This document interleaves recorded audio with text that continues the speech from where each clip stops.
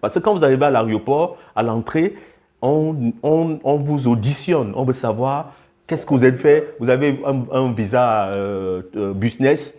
Alors, vous avez besoin de prouver, d'apporter des preuves que vous êtes venu faire du business. Tout à fait. Selon le visa que vous avez obtenu.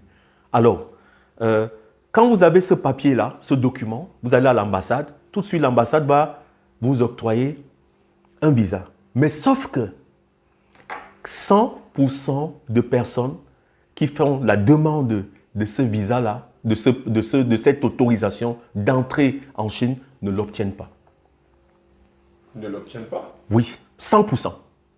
Il n'y a personne, et nous parlons là sur les réseaux sociaux, s'il y a quelqu'un qui a obtenu cette invitation, cette lettre, c'est une lettre un droit d'entrée vers la Chine, que cette personne écrive en commentaire ou bien signale-toi.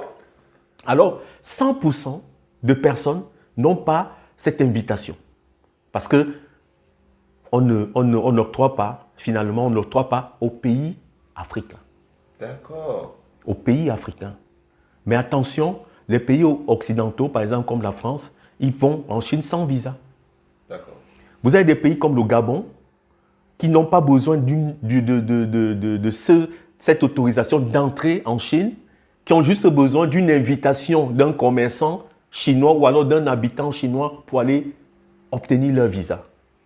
Vous avez par exemple la Guinée équatoriale qui n'a pas besoin de cette autorisation d'entrée pour aller en Chine. Alors, donc, Alex, tu comprends que le problème commence au niveau de l'obtention du visa chinois.